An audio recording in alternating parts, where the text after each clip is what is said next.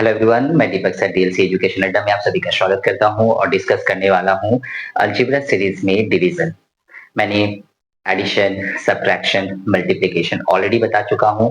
मेरे कई सारे पार्ट आ चुके हैं उसके। यदि आप क्लास 7, 8 और 9, 10 के स्टूडेंट हैं तो मेरे प्लेलिस्ट में जाके आप अपने क्लास के हिसाब से उस प्लेलिस्ट में मैथ सेक्शन को फॉलो कर सकते हैं।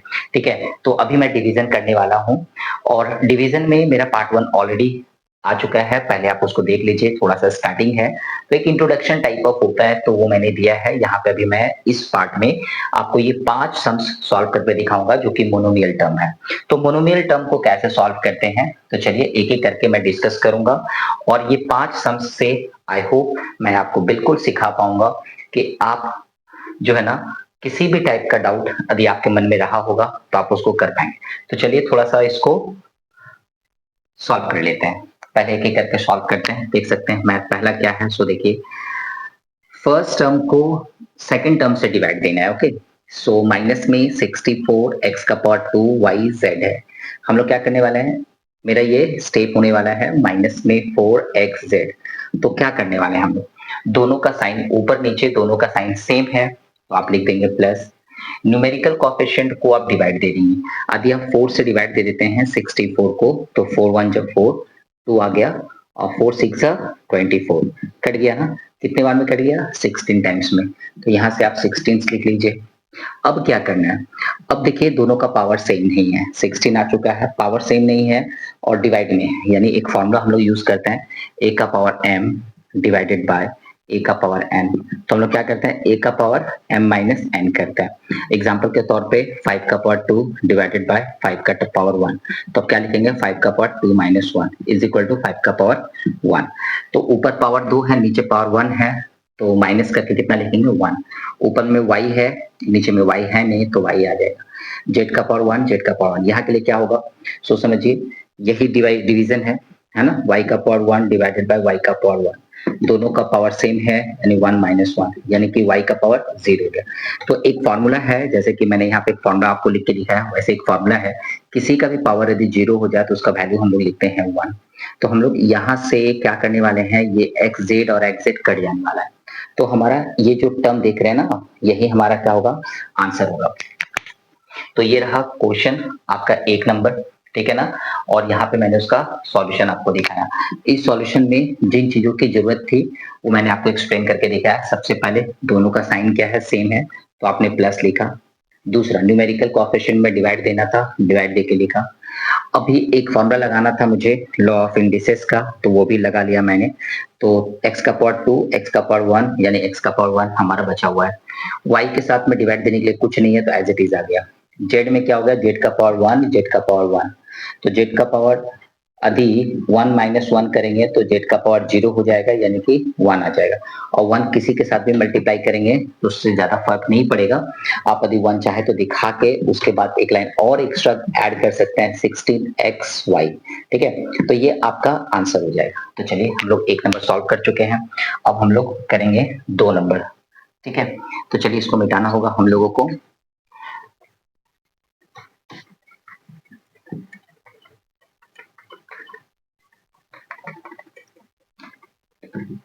तो चलिए 2 नंबर में हम लोग देखते हैं। 2 नंबर में क्योंकि फर्स्ट नंबर को सेकंड नंबर से डिवाइड देना है, ठीक है। क्वेश्चन लिखने के बाद प्रॉपर्ली तब हम लोग डिवाइड देते हैं। ये हमारा स्टेप है 4 a का पावर 2 b का पावर 4 c का पावर 2। सबसे पहले क्या करेंगे, ऊपर और नीचे का साइन देखेंगे। नीचे कोई साइन नहीं है तो प्लस का साइन है, दोनों का साइन सेम नहीं है तो डिफरेंट साइन है तो माइनस आएगा। अब क्या करना है, न्यूमेरिकल कोएफिशिएंट देखना है। ओके, 20 a का पावर 3 है यहाँ पे, ठीक है, 20 a का पावर 3। तो न्यूमेरिकल कोएफिशिएंट पता ही चल गया, 4 1 जब 4, 4 5 से 20, तो मेरे पास 5 बचा हुआ है ना। यदि आप 4 से डिवाइड देंगे 20 को तो 4 5 से 20 आने वाला है, तो ये आपका कट गया। ठीक है, अभी a का पावर 3, a का पावर 2। यदि a का पावर 3 में यदि डिवाइड देना हो a का पावर 2 से तो हम लोग a का पावर 3 माइनस 2 लिखेंगे, यानी a का पावर 1 लिखेंगे। तो a का पावर 1 आ गया। b का पावर 4, b का पावर 6 सिमिलरली है, b का पावर 6 डिवाइडेड बाय b का पावर 4 है। b का पावर 4 पे हम लोग करने वाले हैं b का पावर 6 माइनस 4, यानी कि b का पावर 2 लिखने वाले हैं, यानी कि b का पावर 2 हो गया। और सिमिलरली c के बारे में यदि सोचे तो c का पावर है 7, उसमें डिवाइड देना है c का पावर 2, यानी क्या होने वाला है c का पावर 7 माइनस 2, यानी कि c का पावर 5 होने वाला है। ठीक है, तो यहाँ पे मैं लिखने वाला हूँ c का पावर 5। ये हो गया आपका आंसर। तो ये दो सम्स हम लोग ऑलरेडी सॉल्व कर चुके हैं। तो हम लोग तीसरे की ओर चलेंगे, थोड़ा फास्ट करना होगा। चलिए,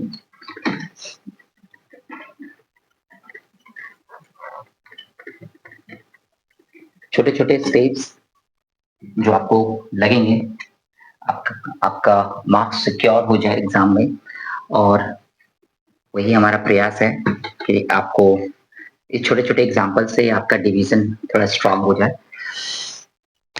तो चलिए तीसरे नंबर की ओर बढ़ते हैं। तीसरा नंबर है -72 m का पावर 4 n का पावर 2 और p होल डिवाइडेड करना है 8 m का पावर 2 n का पावर 2। अब ध्यान से देखिए, ऊपर और नीचे दोनों का साइन कैसा हो गया, सेम नहीं है, तो आप माइनस लिखेंगे। 8 का टेबल से 9 टाइम्स में 72 होता है, 8 9 जा 72, तो आप यहाँ पे 9 लिखेंगे। m का पावर 4 m का पावर 2, तो डेफिनेटली 4 माइनस 2 करेंगे तो 2 आ जाएगा। n का पावर यहाँ पे देख लीजिए, n का पावर 2 है, n का पावर 2 है, दोनों सेम है, तो उसको कट कर देते हैं, बचा हुआ है p, वही आपका क्या हो गया आंसर।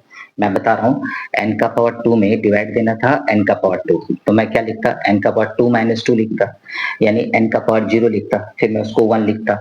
तो इस प्रोसेस में ये प्रोसेस है, और इस प्रोसेस में मैंने क्या किया, डायरेक्ट इसको कट करके यहाँ पे 1 नहीं लिखा, क्योंकि यदि मैं यहाँ पे 1 यदि लिख भी देता ना, इस p से पहले यदि मैं यहाँ पे इनटू में 1 लिख देता, फिर मैं p लिखता, तो अल्टीमेटली इस 1 का मल्टीप्लाई करके हमारा -9 m स्क्वायर p ही आता। तो हम लोग क्या करते हैं कि यहाँ पे इस तरह से भी सिमिलर दिखाई दे, डिवाइड में सिमिलर दिखाई दे तो काट देते हैं, उसके जगह पे 1 लिखते नहीं है, वो 1 मल्टीप्लाई होने से जो रिजल्ट आने वाला है वही आएगा। ठीक है, तो ये 3 प्रॉब्लम तो सॉल्व हो गए। तो चलिए फोर्थ नंबर की ओर देखते हैं। साइड में मैं ऑलरेडी प्रॉब्लम लिख के रखा हूं, जिससे आपको प्रॉब्लम ना हो, ठीक है, और मुझे भी प्रॉब्लम ना हो, क्योंकि सम्स लेके ही सॉल्व करना बेटर रहते हैं।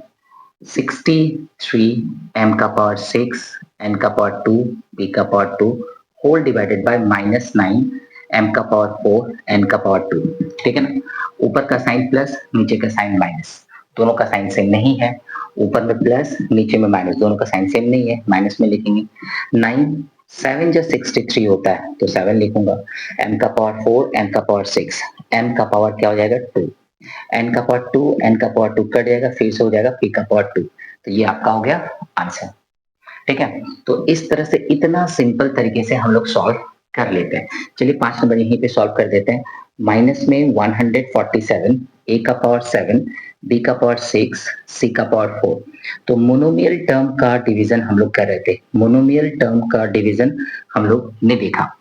तो यहाँ पे क्या हो गया, दोनों का साइन सेम है, तो माइनस इंटू माइनस प्लस हो जाता है, दोनों का साइन सेम है इसलिए मैं प्लस दे रहा हूँ।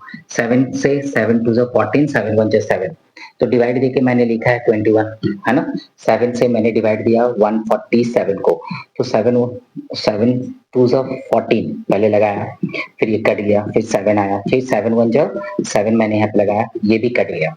कट जाने के बाद अब इसको देखेंगे, a का पावर 7 a का पावर 7 कट जाएगा, ठीक है ना। c का पावर 3 है, c का पावर 4 है, लेकिन b का साथ में तो कुछ नहीं है, तो b एज इट इज उतर जाएगा और c का पावर 1 आ जाएगा। तो ये आपका आंसर हो गया। तो ये था क्लास 7 और 8 अलजेब्रिक एक्सप्रेशन का डिवीजन, ठीक है, जहां पे अभी तक हमने केवल मोनोमियल टर्म का आज एग्जांपल लिया था इस पार्ट में। तो चलिए इसको थोड़ा और एडवांस बनाएंगे अगले पार्ट में, पार्ट 3 में हम लोग मोनोमियल टर्म से बाइनोमियल टर्म या ट्राइनोमियल टर्म्स के प्रॉब्लम को सॉल्व करेंगे। तो ये छोटा सा डिस्कशन यदि आपको अच्छा लगा तो प्लीज अपने दोस्तों में भी शेयर कर दीजिए, और लाइक करना तो बिल्कुल ना भूलें, और चैनल पे नए हैं तो प्लीज सब्सक्राइब कर लीजिए। मिलते हैं नए वीडियो में। Thank you, bye bye.